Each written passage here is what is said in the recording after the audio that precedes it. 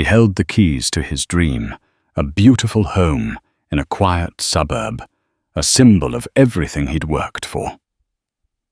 But just 24 hours after moving in, that dream became a nightmare. He found himself in handcuffs on his own front porch, accused of being a burglar. The crime: being a black man in the wrong neighborhood. This isn't just a story about a misunderstanding. It's a story about prejudice, a fight for justice, and the devastating speed at which the American dream can be shattered.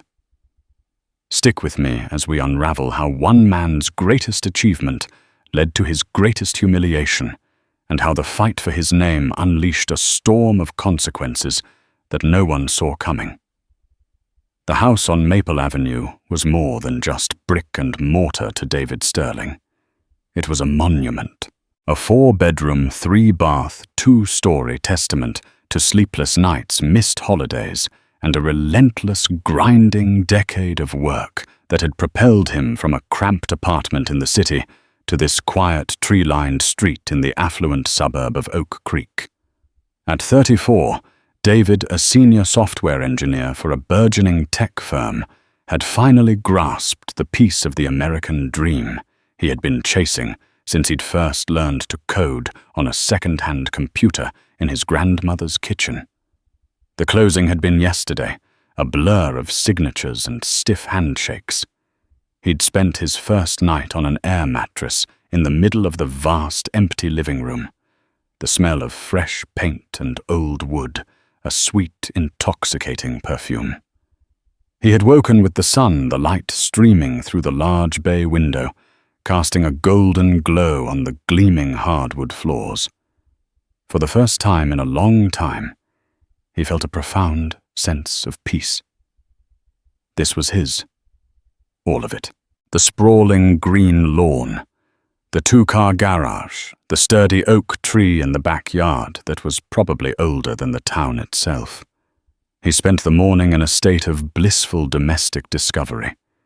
He traced the patterns in the granite countertops, tested the water pressure in the guest shower, and imagined where his furniture would go.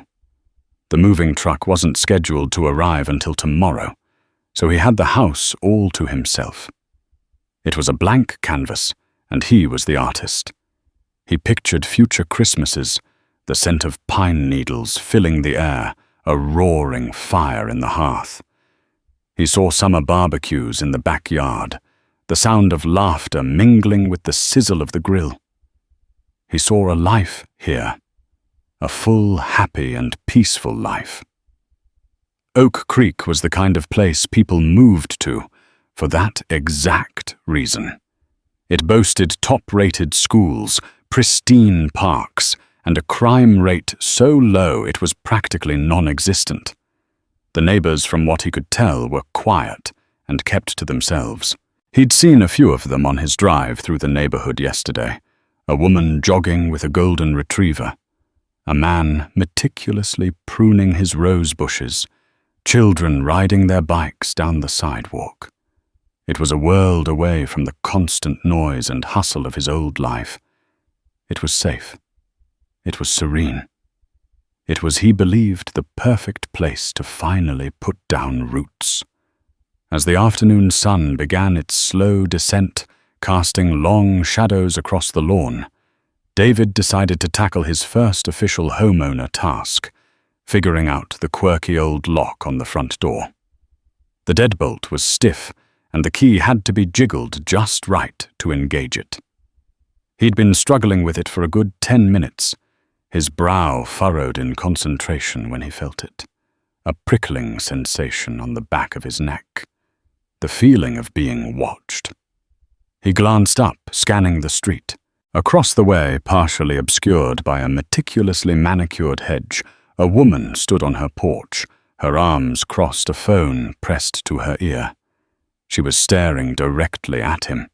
Her face was a mask of suspicion. Her eyes narrowed into slits. David offered a tentative neighborly wave. The woman did not wave back. Instead, she took a deliberate step back, disappearing behind a large pillar on her porch, though he could still feel her eyes on him. He shrugged it off. Maybe she was just curious about the new guy on the block.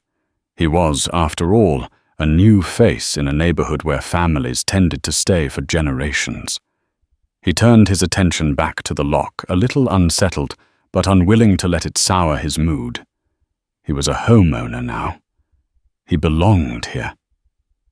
Finally, with a satisfying click, the deadbolt slid into place. He smiled, a small victory in a day full of them.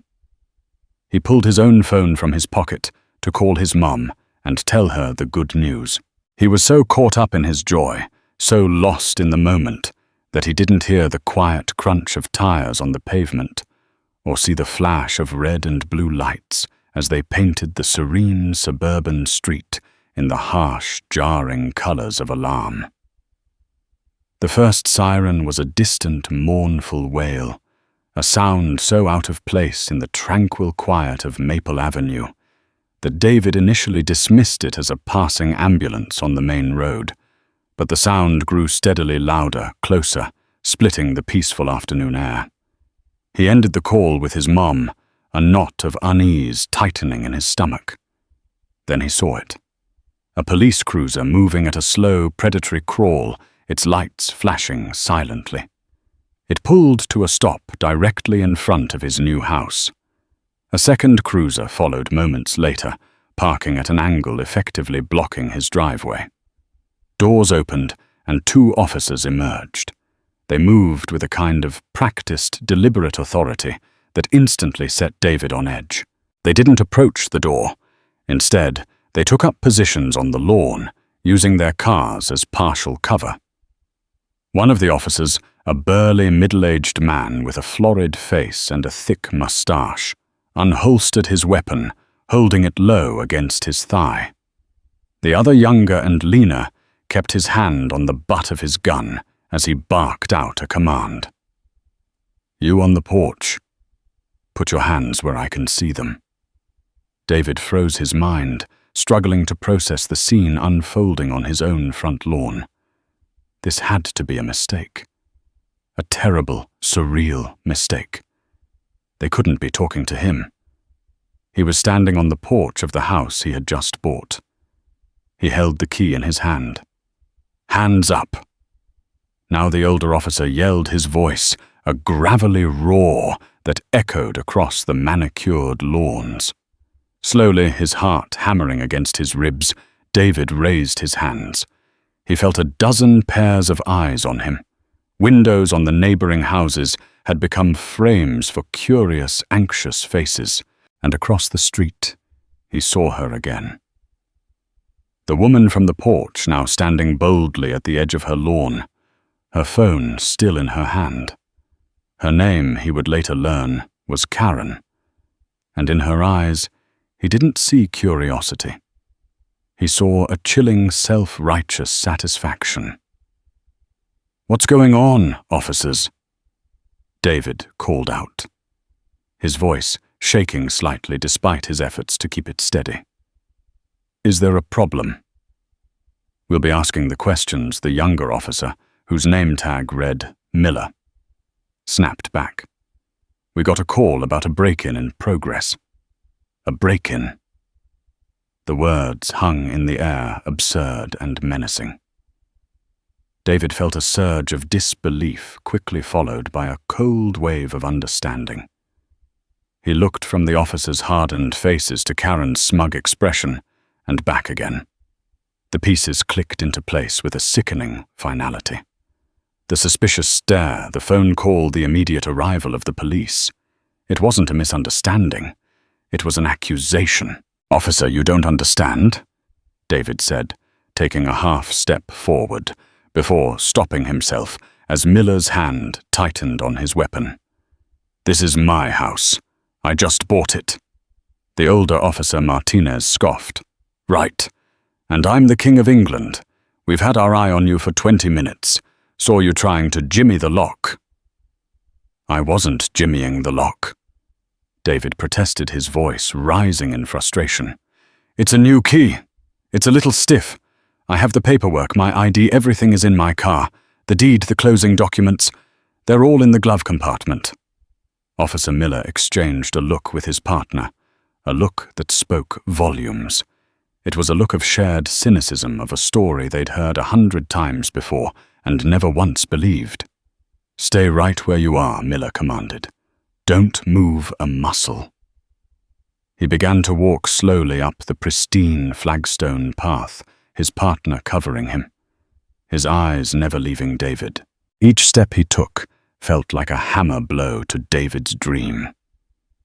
The beautiful house, the peaceful street, the bright future he had so vividly imagined. It was all dissolving, replaced by this ugly, terrifying reality. He was being treated like a criminal on his own property. And the worst part, the part that made a bitter, helpless anger rise in his throat, was that he knew exactly why. It wasn't because he was struggling with a lock. It was because he was a black man in a white neighborhood. And to people like Karen and to officers like Miller, that was a crime in itself. "I live here," David said again, his voice now low and laced with a cold fury. "This is my home." Miller just smiled, a thin, humorless line on his lips. "We'll see about that." The air on the porch crackled with tension. David stood frozen. His hands still raised a posture of surrender that felt like a profound betrayal of his innocence. The afternoon sun, which had earlier felt so warm and welcoming, now seemed harsh and accusatory. Every rustle of leaves, every distant bird call, felt amplified in the unnerving silence between the officer's commands. "I can prove it," David insisted, trying to keep his voice calm and rational, fighting against the tide of adrenaline and anger that threatened to overwhelm him. "My wallet is in my back pocket. My driver's license has my name on it. The name on the deed. David Sterling. My car is right there in the driveway. The closing documents are in the glove compartment. Just let me show you."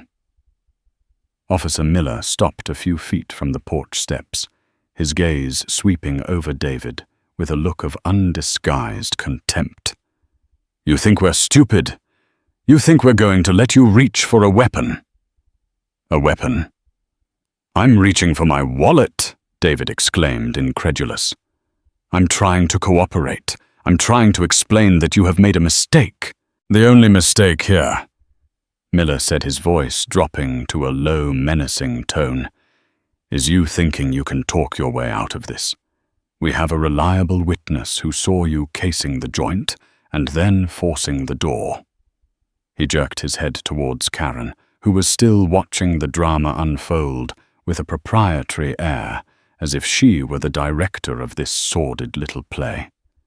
David's eyes met Karen's across the street. There was no remorse in her face, no flicker of doubt.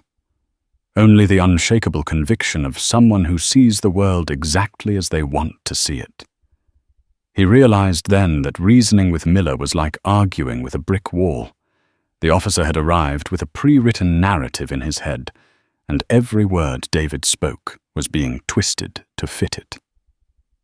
Meanwhile, a few houses down, Sarah Goldstein, a young civil rights attorney who had moved into the neighborhood 6 months prior, was unloading groceries from her car.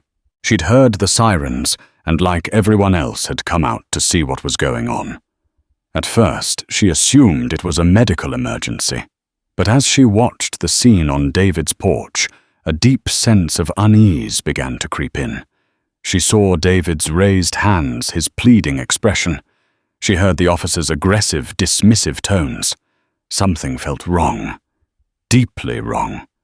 She knew the house had just been sold. She'd seen the "sold" sign go up last week and had been curious to meet her new neighbor.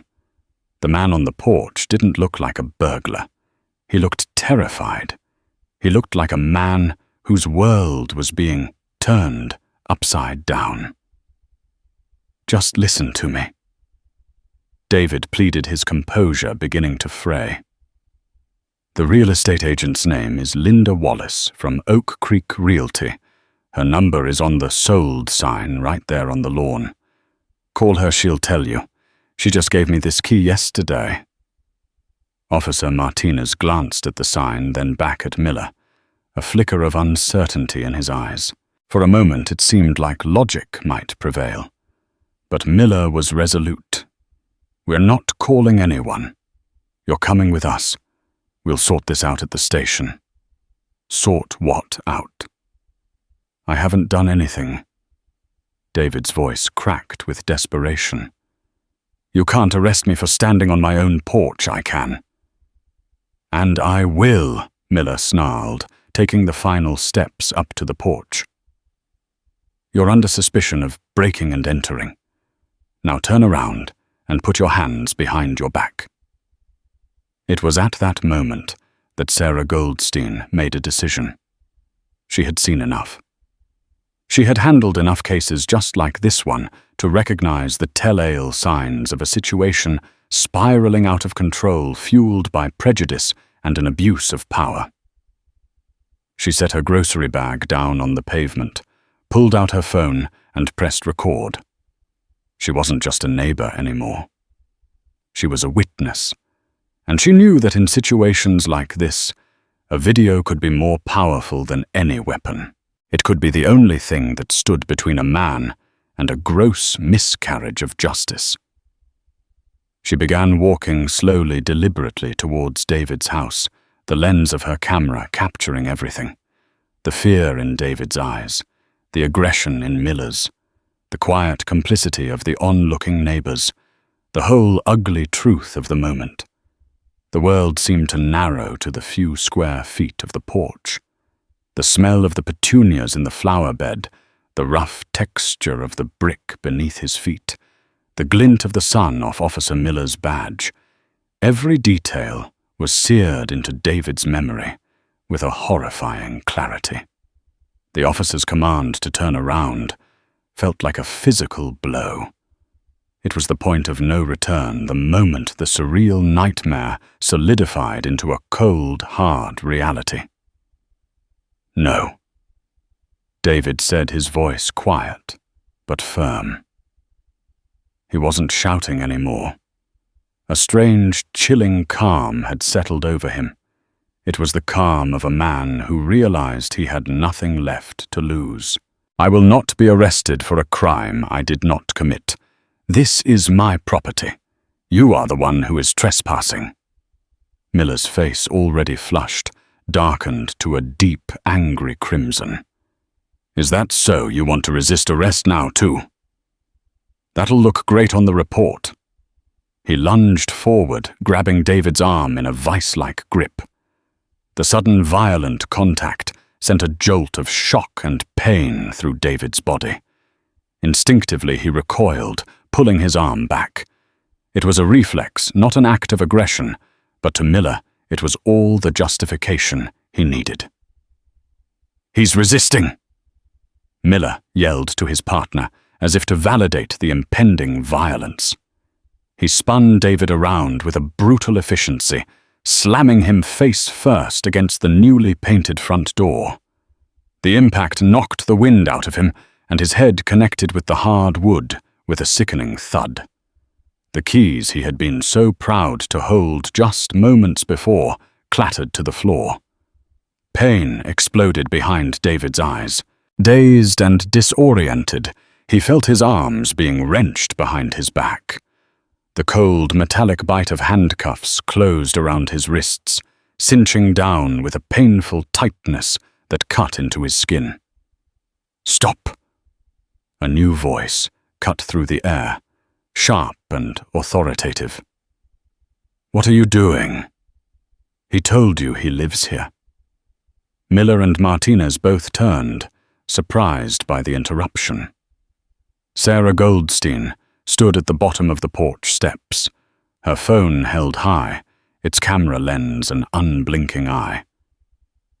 "Ma'am, this is an active police investigation," Martinez warned, taking a step towards her. "You need to step back." "I am stepping back," Sarah said, her voice steady and clear, projecting the confidence of a seasoned litigator. "But I am also recording this. You just assaulted a man who was trying to identify himself. You refuse to verify his ownership of the property. You are violating his civil rights." Miller sneered, yanking a dazed David upright. "This man is a burglar who is resisting arrest, and you are interfering with an officer. You want me to arrest you too?" "My name is Sarah Goldstein. I'm an attorney," she stated calmly, though her heart was pounding. "And I am advising my client, Mr. Sterling, to remain silent. And I am advising you, Officer Miller, that your actions are being documented and will be submitted as evidence in the lawsuit that will be filed against you and the Oak Creek Police Department tomorrow morning." The word lawsuit hung in the air momentarily, giving Miller pause. He glanced at her phone, then at David, who was now staring at him with a mixture of pain and defiant fury. He saw the faces of the other neighbors, their expressions shifting from passive curiosity to shock and concern. The narrative was slipping from his control, but he had gone too far to back down. To release David now would be an admission of guilt, an acknowledgement that he had made a colossal, career-threatening mistake. Pride, prejudice, and a stubborn refusal to be wrong propelled him forward. "Get him in the car," he growled to Martinez, shoving David down the steps. David stumbled, his cuffed hands making it impossible to break his fall. He would have pitched face first onto the flagstone path if Martinez hadn't caught him. As they manhandled him towards the cruiser, David's eyes, once again, found Karen across the street. The smug satisfaction on her face had been replaced by a flicker of uncertainty. For the first time, she seemed to realize that the little drama she had instigated had spun out of control, transforming into something much bigger and uglier than she had ever intended. They forced David into the back of the patrol car, the heat inside the vehicle stifling. He watched through the smeared plexiglass as his dream house, his monument to success, grew smaller and smaller. He saw Sarah still recording her face, a grim mask of determination. The door slammed shut, and he was plunged into a world of muffled sounds and distorted images. The dream was over. He was a prisoner in his own neighborhood, a suspect on his own property, a victim of a crime he hadn't committed, but was now being forced to endure. The click of the lock on the cruiser door was the loudest sound he had ever heard. The back of the police cruiser was a sweltering, claustrophobic box. Every bump in the road sent a jarring shock through David's body. The handcuffs dug into his wrists, and a dull throb radiated from the back of his head where it had hit the door. But the physical pain was nothing compared to the searing humiliation that burned in his chest. He was paraded through his new neighborhood like a common criminal, the flashing lights a beacon announcing his shame. At the station, the degradation continued. He was processed, photographed, and fingerprinted. His repeated attempts to explain the situation, to ask them to simply call the real estate agent or check the county's property records online, were met with eye rolls and bureaucratic indifference. He was placed in a small, cold holding cell that smelled of disinfectant and despair. He sat on the hard metal bench the events of the last hour, replaying in his mind like a surreal horror film.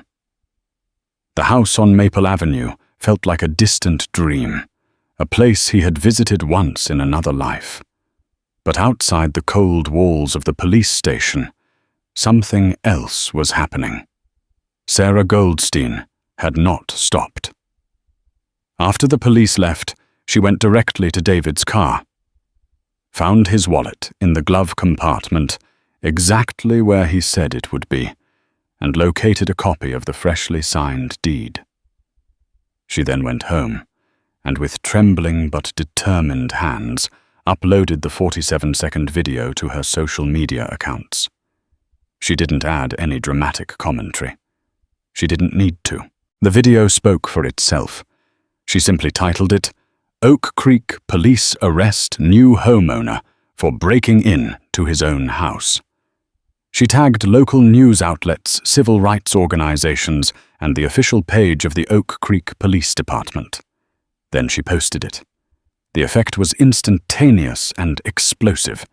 It started as a trickle of comments, then a flood.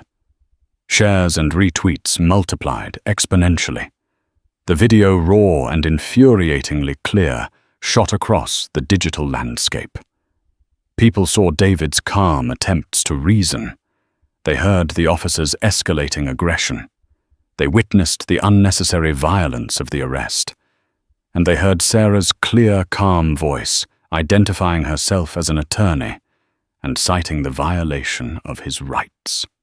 By the time David was finally released, 3 agonizing hours later, the story was the lead item on every local news website. A frazzled-looking desk sergeant had mumbled a half-hearted apology about a misunderstanding after the shift commander, inundated with furious calls, had finally bothered to run David's name through the property database. They returned his belongings and told him he was free to go, as if they were doing him a favor. David walked out of the station into the cool evening air, feeling hollowed out and utterly alone. He checked his phone, which had been returned to him in a small plastic bag. It was buzzing incessantly. Dozens of missed calls, hundreds of text messages. And then he saw the notifications from his social media apps. He clicked on one, and his world tilted on its axis once again. He saw his own face, his own porch, his own humiliation being played and replayed thousands, then tens of thousands, then hundreds of thousands of times. Justice for David Sterling was trending. News vans were already camped out on Maple Avenue when he arrived home in a taxi. His own car still parked in his driveway, like a monument to the afternoon's insanity. The street was no longer quiet and serene. It was a chaotic circus of flashing cameras and reporters shouting questions. He saw Sarah talking to one of them, gesturing towards his house. She saw him, and her face flooded with relief. She rushed over, shielding him from the encroaching media. "David, I am so sorry this happened to you," she said, her voice filled with a fierce empathy. "But you need to know you are not alone in this. The whole world is watching now." He looked at the news crews, at the blinding lights at the house that was supposed to be his sanctuary, now the epicenter of a media firestorm. He felt a dizzying mix of emotions, anger, exhaustion, and a tiny, fragile spark of something he hadn't felt all day. Hope. The video had transformed his private nightmare into a public outrage. The Oak Creek Police Department, caught completely off guard by the digital tempest, scrambled to react. Late that night, they released a terse, jargon-filled statement. It mentioned an incident, a response to a citizen's call, and confirmed that the individual was released. It announced that Officer Miller and Officer Martinez had been placed on paid administrative leave pending a full internal investigation. The statement did nothing to quell the inferno. If anything, it was gasoline on the fire. The public saw it for what it was, a weak, evasive attempt at damage control. The battle was far from over, but the first major blow had been struck. And it hadn't been with a fist or a weapon, but with a cell phone camera and the undeniable power of the truth. David Sterling's name had been cleared in the court of public opinion. Now the fight for real justice in a court of law was about to begin. The quiet sanctuary of David's new house became the war room for the fight of his life. The initial whirlwind of media attention gave way to the slow, grinding machinery of the American legal system. While the court of public opinion had delivered a swift verdict. The court of law required a different kind of battle. One fought with motions briefs and meticulously gathered evidence. David's life was now bifurcated by day. He tried to maintain a semblance of normalcy, logging into work remotely, but his nights were consumed by strategy sessions with Sarah Goldstein, the neighbor who had become his legal champion. Sarah's strategy was aggressive and multifaceted. She filed a comprehensive civil rights lawsuit, naming not just Officers Miller and Martinez as individuals, but also the Oak Creek Police Department and the city of Oak Creek itself. "We have to go after the whole system," she explained to David one evening, spreading files across his new dining room table. "Miller and Martinez are the symptoms. The disease is a department that has allowed a culture of prejudice and impunity to fester for years. We sue the individuals to hold them personally accountable, and we sue the city to force institutional change." The city's first response was predictable and dismissive. Their legal team, a high-priced firm that specialized in defending municipalities, filed a motion to dismiss based on the doctrine of qualified immunity. It was a standard defense, arguing that the officers' actions, while perhaps regrettable, were not a clear violation of established constitutional law. They were in essence asking the judge to throw the case out before it even began. This was the first major test. Sarah poured herself into the opposition brief, working late into the night, fueled by coffee and a righteous fury. She argued that qualified immunity was never meant to be a shield for incompetence or malice. "This is not a case of an officer making a split-second decision in a confusing situation," she wrote, her fingers flying across the keyboard. "This is a case of officers who were presented with multiple opportunities to de-escalate, to verify, to simply listen. They actively chose a path of confrontation and violence based on a prejudiced assumption. The video evidence is not ambiguous. It is a 47-second tutorial on how to violate a citizen's Fourth Amendment rights. While the lawyers battled in writing, the discovery process began. Sarah's team sent a sweeping request for documents, and the city responded by trying to drown them in paper. Boxes upon boxes of files arrived at her small office, thousands of pages of internal reports, training manuals and personnel records, much of it blacked out with thick redacted lines. It was a tactic of intimidation and exhaustion, but they underestimated Sarah's resolve. With the help of a dedicated paralegal, they spent weeks sifting through the mountain of paper, searching for needles in a haystack of bureaucratic jargon. And they found them.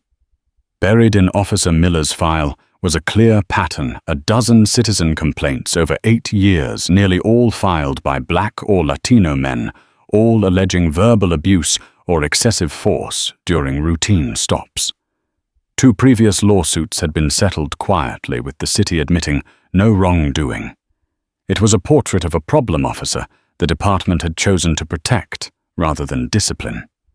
The true bombshell, however, arrived not in a box from the city, but in a plain manila envelope slid under Sarah's office door late one night.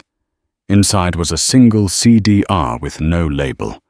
When she played it, she heard the full, unedited audio of Karen's 911 call. A chill ran down her spine. The dispatcher sounded professional, but Karen's voice was a toxic blend of panic and privilege. "Yes, hello, I need to report a break-in. In progress," she began. Then came the words that would form the rotten core of their case. "I don't want to sound racist, but there's this African-American man. He's been fiddling with the door for ages. He just doesn't look like he belongs in this neighborhood. He looks suspicious." It was the smoking gun proof that the entire police response was predicated not on a credible report of a crime, but on a racial stereotype. The depositions were the main event. David's was first. For 6 hours, the city's lawyers tried to dismantle his character, to twist his fear into aggression. Mr. Sterling, you admit you were struggling with the lock, correct? One lawyer asked. It was a new key. It was stiff, David replied calmly. So it would be fair to say you were forcing the door. Objection, Sarah cut in smoothly. Counsel is mischaracterizing the witness's testimony. They tried to paint his refusal to turn around as hostility. Why didn't you just comply, Mr. Sterling? Wouldn't that have been easier? David looked the lawyer in the eye. Easier for whom I was trying to prove I owned the home you were accusing me of robbing. I was trying to exercise my rights. Is that not what an innocent man is supposed to do? Then came Officer Miller's turn. He walked into the deposition room with a confident swagger flanked by the union representative. He believed the blue wall of silence would protect him. He didn't know Sarah was holding an arsenal of evidence. Sarah began calmly lulling him into a sense of security. She had him recount the events of that day in his own words. He lied with a practiced ease. Mr. Sterling became verbally abusive almost immediately, Miller stated under oath. What did he say specifically? Sarah asked, making a note on her legal pad. He was using profanity, yelling that he was going to sue us, that he owned the whole town. He was out of control, and this threatening behavior is why you felt it necessary to physically restrain him. Yes. And when I approached, he made a furtive movement toward his waistband. I feared for my safety, and my partner's safety. This was the moment Sarah had waited for. She placed a laptop on the table and turned it to face Miller. Officer Miller, I'd like to play for you the video my client, Ms. Goldstein, took that day. She pressed play. The room was silent except for the audio from the video. They all watched as David stood calmly, his voice never rising his hands in the air. They watched as Miller lunged and slammed his head into the door. Miller's face went pale. The swagger vanished. That video has been edited, he stammered. Has it? Sarah replied coolly. Then perhaps you'd like to hear the audio from your own department's body camera, which we also have. She didn't have it yet, but it was a calculated bluff, and Miller's terrified expression told her it had landed. The final piece was Officer Martinez's deposition. He was visibly nervous. Unlike his partner, he was not a true believer. He was a follower. He tried to stick to the script, corroborating Miller's story, but his answers were hesitant, his eyes darting around the room. When Sarah pressed him, asking if he personally saw David make a furtive movement, he faltered. Well, things were happening fast. It was a dynamic situation. He wouldn't admit his partner had lied, but he wouldn't commit to the lie himself. He had cracked the blue wall, if only by a fraction. But it was enough. By the end of the discovery phase, the city's case was in shambles. They had a mountain of evidence, proving their officers had acted on racial prejudice, used excessive force, and then lied about it under oath. The viral video had ignited the fire, but the slow, meticulous, thankless work of legal discovery had built an inferno. The city's motion to dismiss was soundly denied, and the path to a jury trial or a massive settlement was now wide open. The pressure cooker that was the city of Oak Creek was about to explode. The Justice for David Sterling movement had not faded. It had intensified, fueled by a steady stream of leaks from the ongoing lawsuit. The local paper ran a weekly feature titled The Oak Creek Files, detailing the latest damning revelations from Miller's personnel file. Activist groups, now a coalition of local citizens and national civil rights organizations, held bi-weekly protests that had grown from a handful of people on the steps of City Hall to hundreds marching through the town center, their chants for accountability echoing between the quaint storefronts. Inside the city administration building, panic had set in. City manager Bob Henderson, a man whose greatest political challenge until now had been a debate over new park benches, found himself in a waking nightmare. His days were consumed by emergency meetings with the city's legal team, the police chief, and an increasingly hostile city council. The city's insurance carrier had sent a sharply worded letter warning them that they would not cover damages resulting from a trial loss if a reasonable settlement was not reached, citing the overwhelming video evidence. The city was hemorrhaging money on legal fees, and their public image was in radioactive ruins. The city's lawyers, initially confident in their qualified immunity defense, now knew they were defending an unwinnable case. They advised Henderson to settle and to do it quickly. "This isn't a legal battle anymore," Bob, their lead counsel, had told him, rubbing his temples. "It's a public execution. Every day this goes on, we lose." Their first move was to test the waters. They reached out to Sarah Goldstein and offered a settlement, a paltry sum, barely enough to cover David's legal fees. Had he been paying any coupled with a strict non-disclosure agreement, it was a classic lowball offer designed to gauge their opponent's desperation. Sarah laughed when she got the call. She didn't even bother to consult David before responding. "Tell your clients," she said, her voice dripping with ice, "that we are not interested in hush money. We are interested in justice. Your next offer had better reflect that, or we'll see you in court. And you know as well as I do that a jury in this climate will absolutely crucify you." The message was received. The city agreed to formal mediation. The negotiations took place over 3 grueling days in a sterile, neutral office building downtown, a world away from the emotional cauldron of Maple Avenue. On one side of the long mahogany table sat Sarah Sharp, and focused with David by her side, a quiet but powerful presence.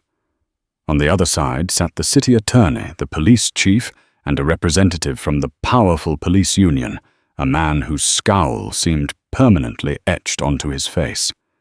The first day was a war of attrition. The city's team argued semantics, downplayed the severity of the incident, and tried to paint Miller as a decorated officer who made a one-time mistake. Sarah systematically dismantled their arguments, using their own documents against them. She projected Miller's history of complaints onto a large screen. She played the 911 call, forcing them to listen to the unabashed prejudice in Karen's voice that had been the catalyst for the entire event. The turning point came on the second day. The city's lawyer was attempting to argue that David's own actions, his failure to immediately comply, had contributed to the escalation. It was a desperate victim-blaming tactic, and it was the moment David finally spoke. He had remained silent until then, letting Sarah command the room. But now he leaned forward, his hands clasped on the table, and his voice, though quiet, cut through the legal jargon like a razor. "I complied," he said, looking directly at the police chief. "I put my hands in the air.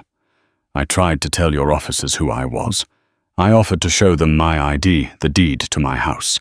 I did everything a citizen is supposed to do. The question isn't why I didn't comply faster. The question is, what could I have possibly done to make your officers see me as a homeowner instead of a threat? What is the correct way for a black man to buy a house in Oak Creek without being treated like a criminal?" The room fell silent. His words hung in the air, heavy and irrefutable. It was no longer a legal argument. It was a moral one. The police chief couldn't meet his eyes. The city attorney shuffled his papers. In that moment, David had stripped the negotiation of all its pretense and laid bare the ugly truth at its core. The final day was about hashing out the details. Sarah came to the table with a list of non-negotiable demands. The financial settlement, while substantial, was almost an afterthought. The real battle was for systemic reform. They demanded a consent decree, a court-enforced agreement that would fundamentally change how the Oak Creek Police Department operated. The police union representative fought them tooth and nail, especially on the creation of a civilian review board. "You want to let a bunch of anti-cop radicals tell us how to do our jobs," he fumed.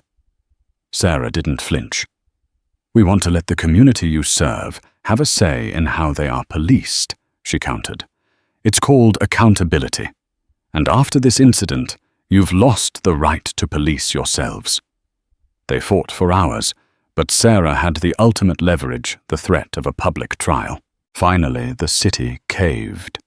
The resulting settlement was breathtaking in its scope, a large financial sum for David, a formal public apology from the mayor and the chief of police, and most importantly, the consent decree. It mandated department-wide implementation of the Fair and Impartial Policing Training Program, a science-based curriculum designed to expose and counteract implicit bias. It established a fully empowered civilian review board with subpoena power. And it mandated the purchase and use of body cameras for every officer with strict, unambiguous policies for their activation, a direct response to the department's attempt to hide the footage from David's arrest. The day the settlement was announced, the steps of Sarah's law firm were mobbed with news crews. David stood beside her, looking out at the sea of cameras, no longer a victim, but a victor. "No amount of money can ever undo the humiliation and fear I felt that day," he said, his voice steady and clear, carrying over the clicks of the cameras. But this was never just about me. It was about making sure that what happened on my front porch doesn't happen to anyone else's son or brother or father. A home should be a place of safety, not a place of fear. Today we've taken a step, a real meaningful step, towards ensuring that justice is not determined by the color of your skin or the zip code you live in. I bought a house on Maple Avenue because I wanted a peaceful life. Today, because of this fight, I have a genuine hope that Oak Creek can one day be a place of peace for everyone. It was a victory, but a bittersweet one. The scars of the ordeal remained hidden but present. But as he looked at Sarah and out at the supportive faces in the crowd, he knew the fight had been worth it. He had faced down an unjust system and had not just won. He had forced it to change. He had turned his personal nightmare into a catalyst for progress. The reckoning had come, and it had brought with it not just a settlement, but a seed of lasting transformation. The settlement was a public declaration of failure for the city, but the story wasn't over. The wheels of karma, once set in motion, continued to turn grinding with a relentless and personal precision. For some, the consequences were not just professional, but profoundly personal, a slow and agonizing unraveling of the lives they had built. For former Officer Miller, the end of his career was merely the prelude to his complete ruin. The district attorney, armed with the evidence Sarah Goldstein had so meticulously gathered and shared, saw a politically and morally necessary path forward.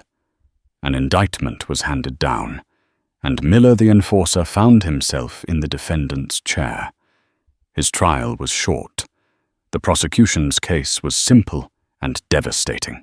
They played Sarah's cell phone video for the jury, a silent courtroom watching the assault on a large screen. Then they played the audio from Miller's own body camera, which his department had fought to suppress.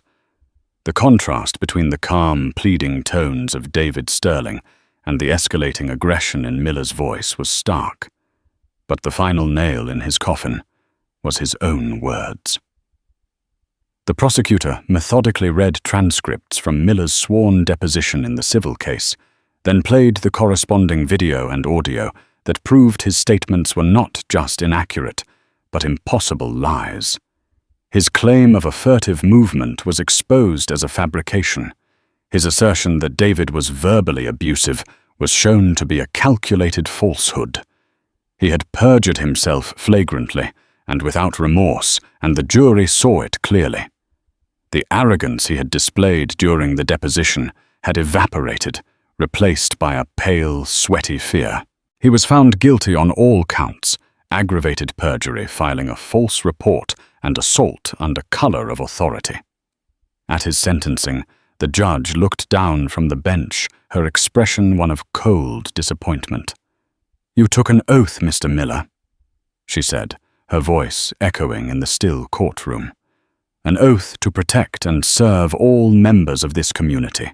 You betrayed that oath. You abused your power, targeted a man based on the color of his skin, and then you lied under oath to cover your crimes. You did not just assault Mr. Sterling.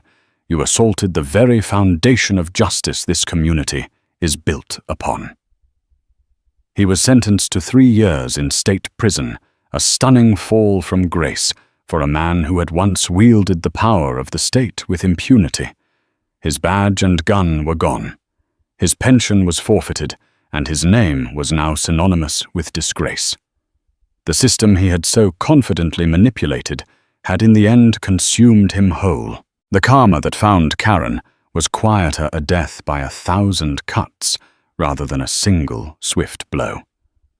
After selling her house on Maple Avenue at a considerable loss, she and her family fled to a new town, hoping anonymity would be a shield.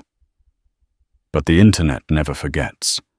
Her name, her face, and the now infamous audio of her 911 call were permanently etched into the digital consciousness. She was the Oak Creek Karen, a meme, a cautionary tale, a symbol of suburban prejudice. The whispers followed her. A trip to the supermarket became an ordeal of averted eyes and hushed comments. She'd see people glance at her, then at their phones, their expressions shifting as they made the connection. The friends she tried to make in her new town would inevitably Google her name, and then just as inevitably pull away their invitations, drying up their phone calls, going unreturned. She was a social leper. The strain fractured her family. Her husband, a mild-mannered accountant named Tom, had initially defended her, buying into her narrative of fear and concern. But the video, the audio, the sheer ugliness of the public scorn, it eroded his loyalty. The final straw came one evening when their teenage son came home from his new high school. His face bruised. He'd been in a fight after another student called his mother a racist. "This is your fault," he had screamed at her, tears of shame and anger streaming down his face. "You've ruined our lives." That night, Tom told her he was leaving. "I can't do this anymore, Karen," he said, his voice devoid of emotion. "I look at you, and I don't know who you are. The woman I married wouldn't have done this." Alone, in her new empty house, Karen finally confronted the wreckage of her life. Tormented by guilt and a profound, crushing loneliness, she sat down and wrote a letter. It was a long, rambling, tear-stained confession addressed to David Sterling. She poured out her fear, her regret, her shame. She tried to explain the prejudice she now recognized in herself, a poison she hadn't even known she was carrying. It was less an apology, and more a desperate plea for absolution. Sarah forwarded the letter to David. He read it one evening in the quiet of his living room, the house now filled with his furniture, his books, his life. He felt a brief, surprising pang of pity for the woman who had caused him so much pain. Her life was in ruins, a direct consequence of her own actions. But he felt no obligation to absolve her. Her journey was her own. He folded the letter, placed it in a drawer, and closed it. He had his own healing to focus on. The months that followed were a slow process of reclamation. He started therapy to deal with the lingering anxiety and the trauma of the arrest. He poured his energy into the house itself, transforming it from a crime scene into a home. He spent weekends in the yard, not just mowing the lawn, but cultivating a vibrant garden in the very spot where the police cars had been parked. He planted roses, lavender, and a small vegetable patch. The act of nurturing new life from the soil felt deeply symbolic, a way of replacing the ugliness of that day with beauty and growth. The house on Maple Avenue began to change. The community, once a source of fear, became a source of strength. Sarah and her family were frequent guests, their laughter filling the rooms. Other neighbors, ashamed of their initial silence, reached out with pies, invitations, and simple friendly waves. He was no longer the new guy or the guy the cops arrested. He was just David. His home was no longer a monument to his success or his resilience.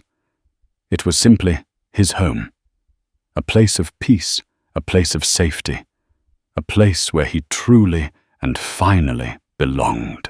David Sterling's story is a powerful reminder that prejudice isn't just an abstract concept. It has a real-world cost. It can turn a dream into a nightmare in the blink of an eye.